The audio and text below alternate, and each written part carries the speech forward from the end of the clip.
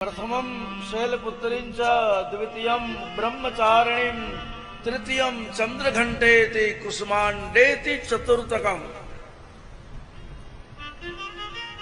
चंडी पाठ के 3 सूत्र है, सत्व, रज और तम। माताजी का जो चंडी पाठ है उसका 3 चरित्र है, प्रथम चरित्र, मध्यम चरित्र और उत्तम चरित्र। हमारी इस कथा के मुख्य यजमान प्रबोध भाई, लल्लू भाई कुरकुटिया, जो मां के परम उपासक है, परम साधक है, 1,51,000 रुपया का दान करके इस कथा में मुख्य यजमान पद पे वो विराजे। वो मां उपासक है। और हम जब चर्चा करते हैं तो देवी कवच, अर्गला स्तोत्र और किलक की चर्चा होती है। ये कथा का सद्भाग्य है कि हमारा मुख्य यजमान देवी कवच करता है, हमारा मुख्य यजमान अर्गला का पाठ करता है, अरे पूरा सिद्ध कुंजी का स्तोत्र पढ़ता है हमारे साथ।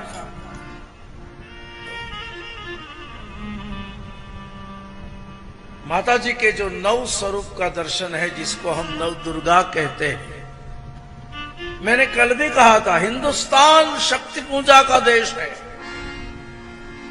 यहां शिव और शक्ति दोनों का समन्वय है। यह अर्धनारेश्वर है। क्या कहे मां के लिए।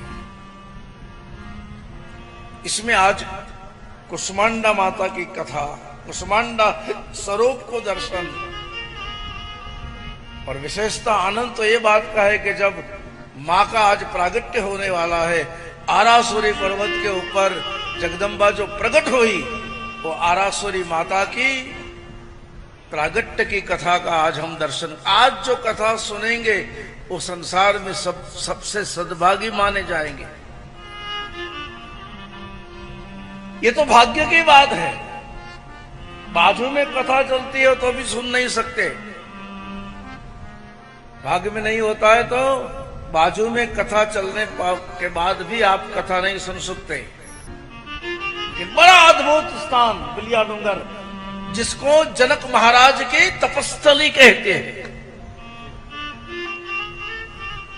हमारे आचार्य नरेश भाई जी ने जो बताया, रामानंदी ने, हनुमान जी का स्थान तो साक्षात हाजरा हजूर है ही वहां, लेकिन उससे बड़ी विशेषता तो उस स्थान की यह है जहां महाराज जनक ने तपश्चर्या किया है। आज भी वो जनक की तपस्थली है। और प्रबोध भाई क्या बताए, इतने ऊंचाई पर कथा थी, रास्ता विकट था, लोगों का आवन जावन के लिए भी मुश्किल थी, फिर भी बहुत बड़ी मात्रा में लोग कथा सुनने आते थे, प्रसाद लेने आते थे। ऐसा आनंद हमने किया है। हमारे देश की तो ये मूल संस्कृति है। प्रकृति, विकृति और संस्कृति, ये 3 सूत्र पे भारतवर्ष खड़ा है।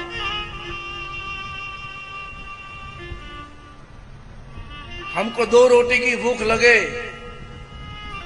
और हम 2 रोटी खा ले तो उसको प्रकृति कहते हैं कि भाई उसको 2 रोटी की भूख थी और उसने खा ली, ये प्रकृति है।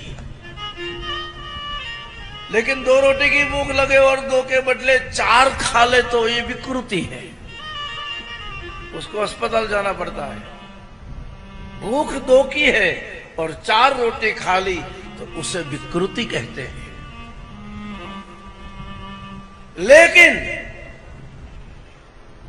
2 रोटी की भूख लगी है, थाली में 2 रोटी आ भी गई है, फिर भी उनमें से एक किसी भूखे को खिलाए और एक अपने आप खाए, उसको भारत की संस्कृति कहते हैं। कहत कबीर कमाल को 2 बाता तू सीख ले, कर साहेब की बंदगी और भूखे को। ये संसार में करने जैसे 2 ही काम है भाई, ख्याल रखना। जितना भी हो सके उसका भजन करे, जितना भी हो सके उसका नाम ले, और जितना भी हो सके भूखे। ये हमारे इंटरनेशनल सिद्धाश्रम जो राज राजेश्वर जी के द्वारा संचालित हो रहा है, यहाँ की ये विशेषता है। यहां दोनों कार्य हो रहे हैं। गौ माता की सेवा हो रही है। मैं दररोज गौ माता का दर्शन करने जाता हूं। गौ माता इतनी प्रसन्न दिखाई देती है, इतनी सेवा यहां हमारे गोपालक, हमारे गोकली कर रहे हैं।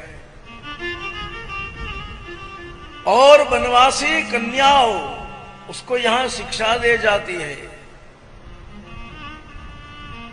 दूर दूर से, डांग के जंगल से, वास्ता धर्मपुर के जंगल से गरीब आदिवासी कन्याओं को यहां लाकर उसकी पढ़ाई होती है, उसकी शिक्षा होती है, उसका लालन पालन होता है।